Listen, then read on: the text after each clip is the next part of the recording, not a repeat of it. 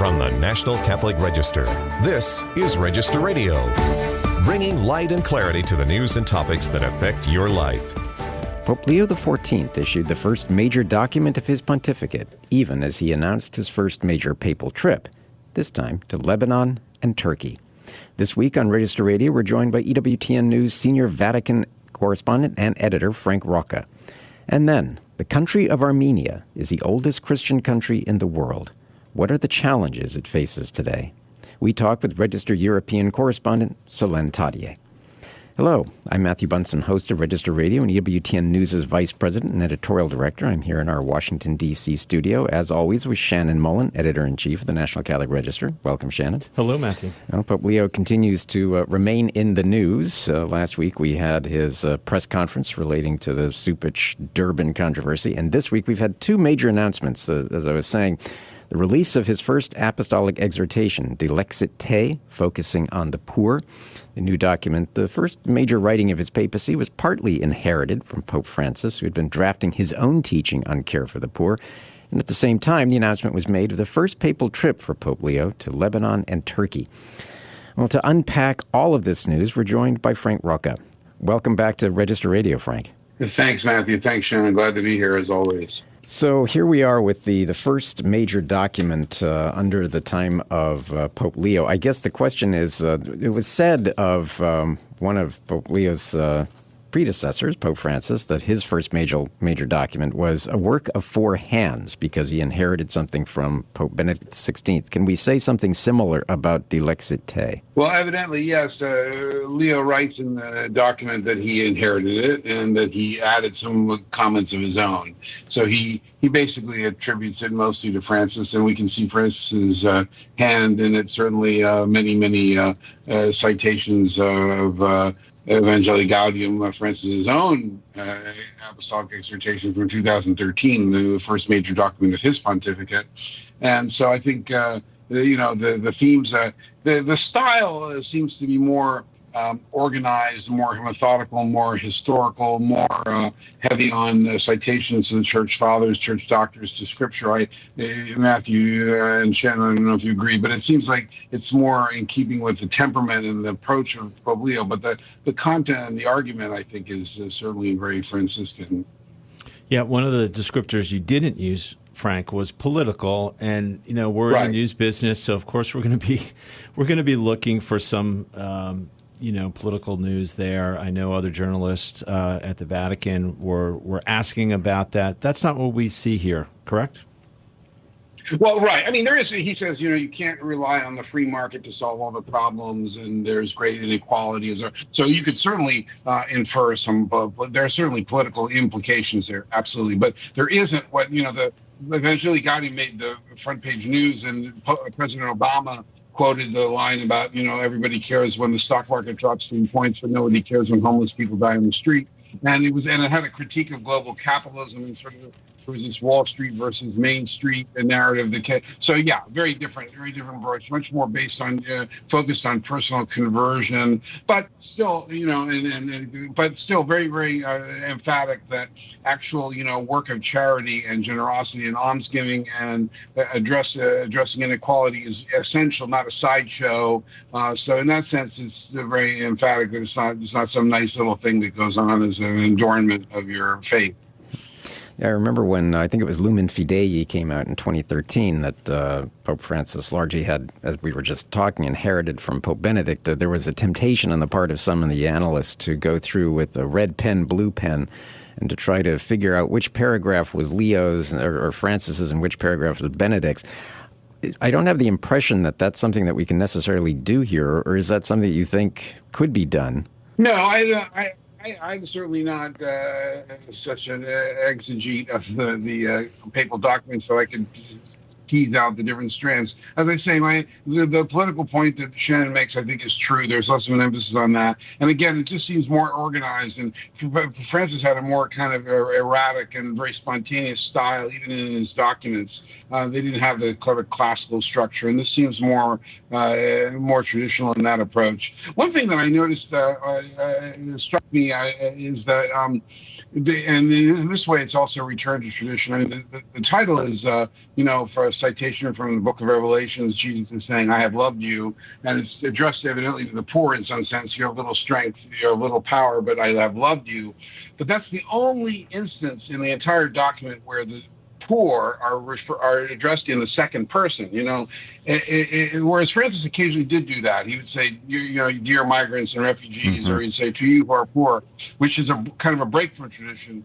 And now we're back to that. So the poor is sort of this, we talk about the poor, and it's kind of curious, because I thought, well, if Leo is right, there are increasing numbers of poor all over the world, and many of them read and are parts of the church. But there is a curious, very traditional thing to be talking about the poor in that way, and then instead of talking to them. Yeah, I thought it was one of the real edifying things from this, which is reflected in the first news report we got from this, from Catholic news agency, Hannah Brockhouse, was that the poor are not only objects of charity, but also evangelists who can prompt us to conversion through their example of weakness and reliance on God. He writes, the poor can act as silent teachers for us, making us conscious of our presumption and instilling within us a rightful spirit of humility.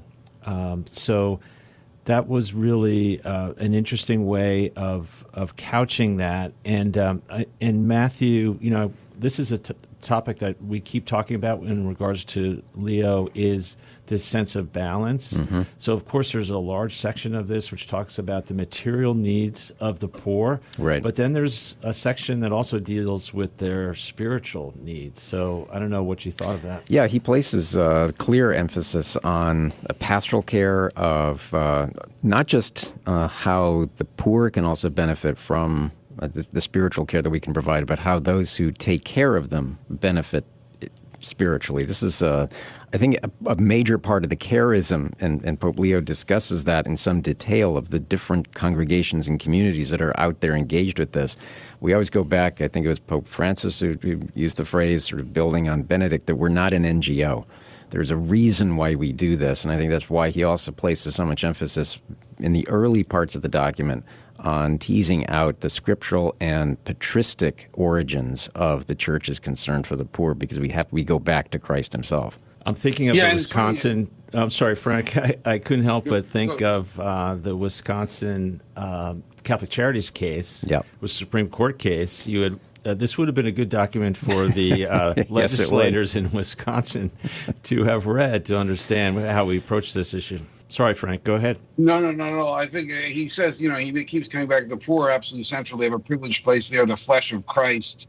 We seek Christ in the poor all the time. But it's interesting how, speaking again of political implications, he uses that term, the preferential option for the poor, which came out of the in the late 1960s out of the church in Latin America, and the was associated with from many with the theology of liberation and kind of a very radical approach to social justice. But he doesn't deny that, but it's more like it's a more again rooted more in personal conversion and in devotion and in traditional concepts of charity. So in a way, he kind of recasts that term. Another material a consideration of this, you touched on it, was his call for almsgiving, which he notes has kind of fallen out of favor among many of the faithful, not just here in the United States but worldwide. I wonder why that's been the case, but I also think about the fact that during his predecessor's tenure, those Peter's Pence and other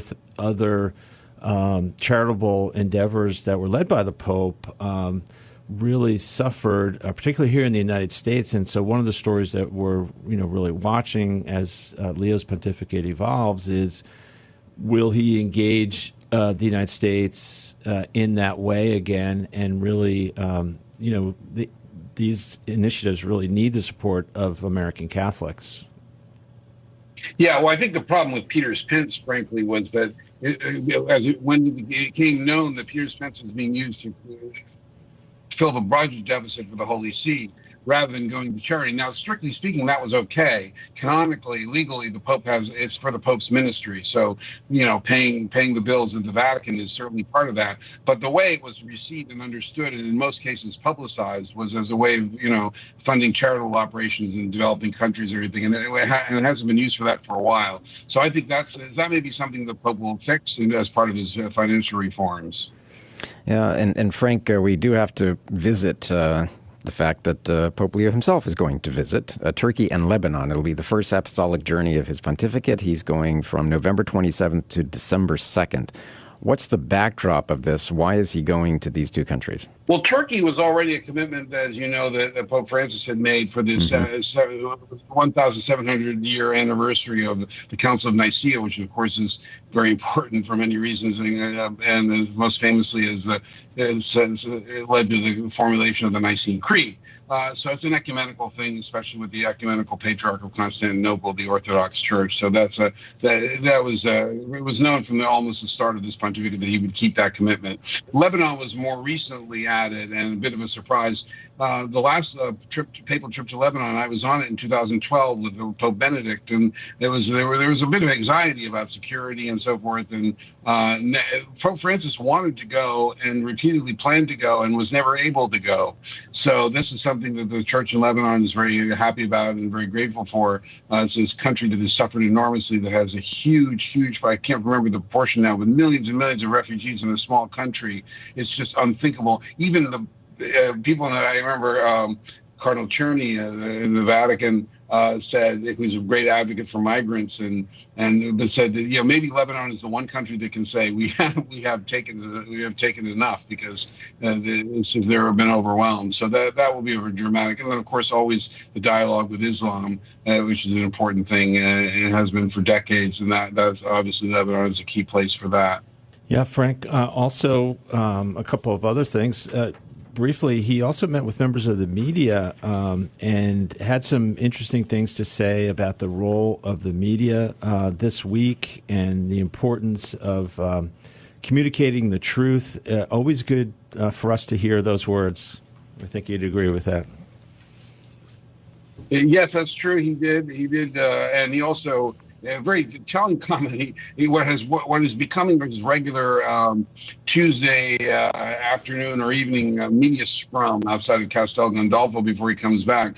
One outlet tried to ask him about ICE raids in Chicago and the Trump administration. He cut him off and said, "I don't want to comment on political choices in the United States right now," which coming a week after he had commented on the Durban question. So I think that's interesting. He in terms of his press messaging strategy, whatever you want to call it, we now see that he wants to steer clear of explicit political comments, which was not the way of his predecessor always. Yeah, and I think we can assume that we are starting, at least, to see something of a media strategy or an approach on the part of Pope Leo to dealing with the pesky world media. Frank, we count ourselves among them. So, Frank, as always, much appreciated. Thank you, both of you, Matthew, Shannon. Glad to be here. Well, you're listening to Register Radio here on EWTN Radio. Next up, we talk with Solene Tadie and ask the question, is Armenia at a crossroads? Stay tuned to Register Radio here on EWTN Radio.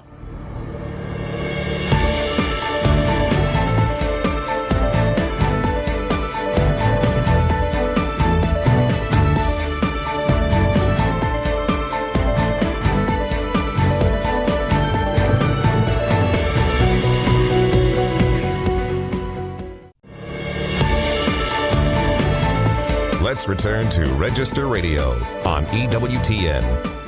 And welcome back. I'm Matthew Bunson here on Register Radio with Shannon Mullen, Editor-in-Chief of the National Catholic Register. Well, Armenia, of course, is the oldest Christian country in the world, and yet it is facing a multitude of threats, including from its neighbor Azerbaijan, and widening tensions between the government and the Armenian Apostolic Church.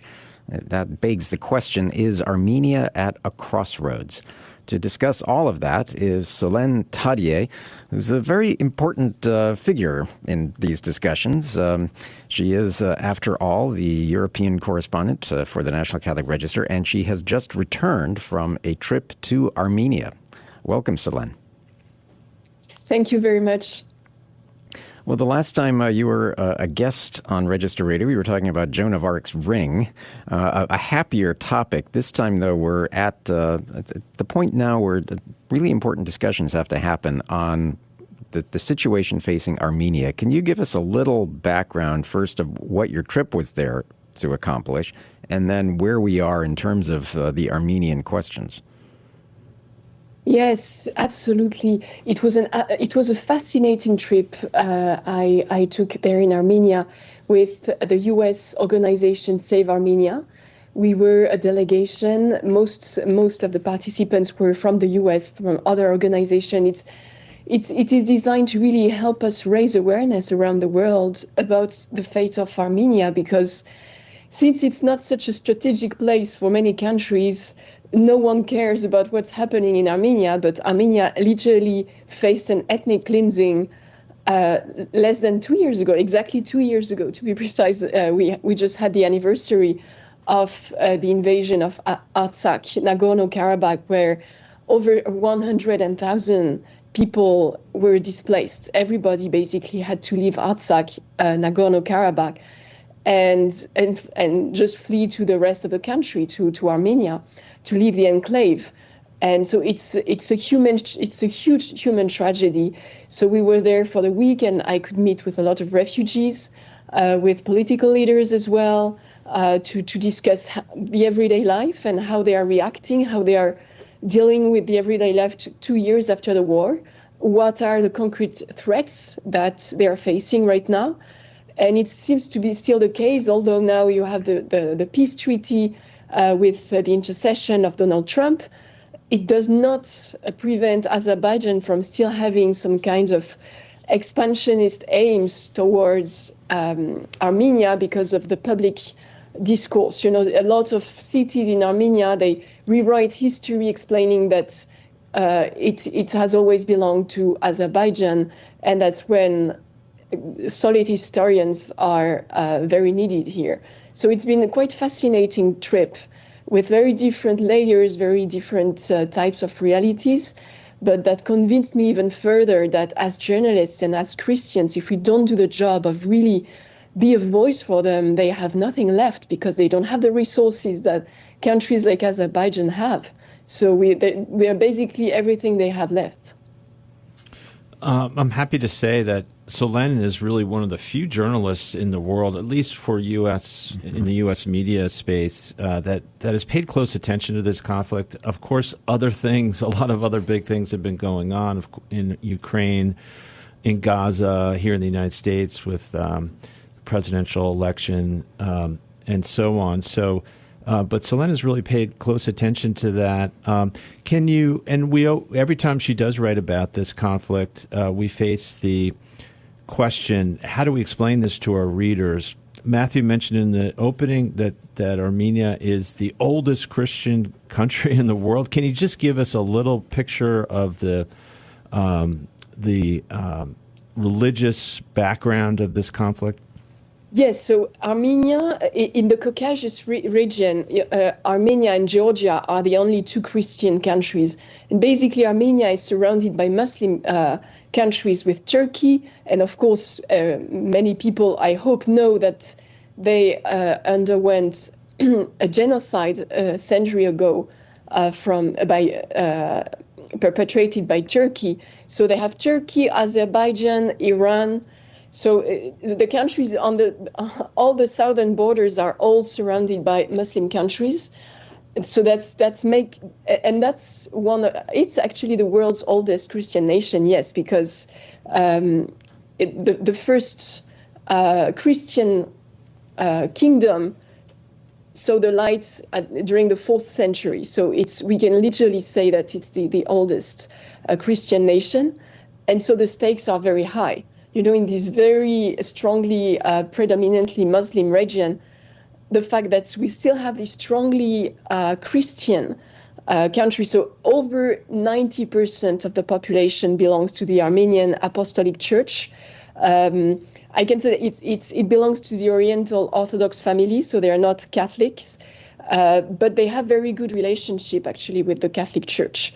We know that they had a joint declaration in 1996 with John Paul II, reaffirming their common roots, and they made it possible also for faithful to receive the Holy Communion when they go to the Catholic Church and vice versa.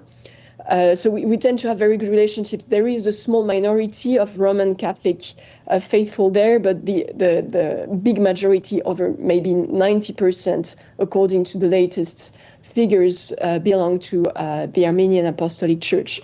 And of course, historically, since it's a very, very old institution, the church's influence on the society extends, of course, well beyond a religion. It's shaping also the cultural, the political life. And so that's why right now the situation in the aftermath of the war with Azerbaijan, it's extremely tense between the religious leaders who are like political leaders and the government. It is creating a kind of chaos because, of course, after a defeat, it's very difficult to restore a kind of stability. And so it's raising a lot of concern even among the diaspora worldwide, because several key religious figures were arrested over the past few months and jailed under the accusation of plotting against the current government, Prime Minister Nikol Pashinyan's government. So the situation right now is extremely difficult for Armenia, because if this balance between the government and the church, that is extremely powerful, is jeopardized, then it's threatening the whole future of the country and the trust of the possible new investors in a moment when Armenia is trying to survive while boosting its economy, trying to attract foreign investors, especially from the US, Christian investors, to strengthen the country. But if there is this strong opposition between the government and the church, we are wondering how the country will face all these challenges. Yes, so what exactly is behind Pashinyan's very hostile rhetoric and treatment of Christianity, of the Apostolic Church for Armenia? So in general, we know that the tension have been growing for months and months. And we know he has a very bad relationship with the Catholicos, so the head of the national church, Karakin II. We know that Pashinyan has been attacking him on the basis of moral issues, accusing him directly of having a double life and having a child or things like that. So we are talking about like violating clerical celibacy. So we are dealing with very harsh mutual attacks. So of course the church, the national church there, is accusing Pashinyan of using this rhetoric to basically counteract their legitimate, in their view, opposition, because they criticize Pashinyan for giving up on all the battles that are really important for the country, the recognition of the genocide by the international community. Pashinyan thinks that it's not so urgent, and for him the emergency is really to restore bonds with Turkey, to boost the economy of the country.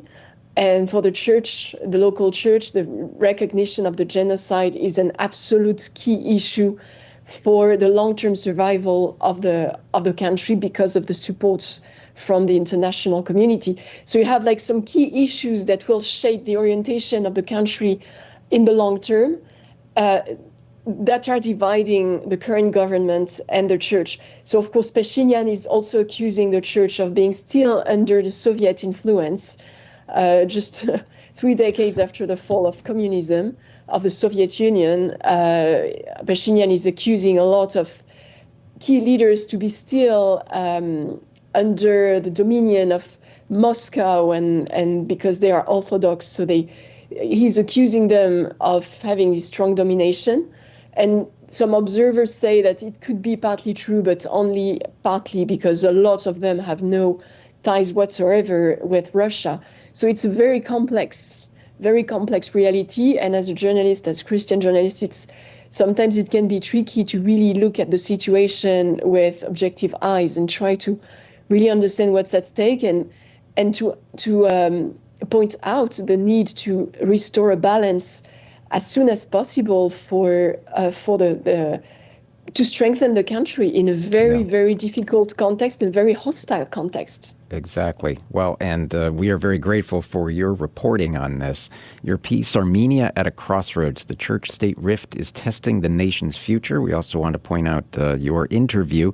Armenian Archbishop decries international indifference to his people's plight. All fruit from your visit to Armenia. So thank you for that. Again, as Shannon noted, you're one of the few journalists out there really covering this story with any understanding of the complexity of it. We also have to give a shout out to Armenia that it produced one of the doctors of the church, Gregory of Narek. So it's a testament to the significance of the Christian history in Armenia and Solene. Thank you again for your reporting on this. Well, that's it for Register Radio this week. On behalf of my co-host, Shannon Mullen, and our producer, Michael McCall, remember, for more news, analysis, and commentary, check out the National Catholic Register online at ncregister.com. Thanks again for joining us here on Register Radio. Until next week, please take care and God bless.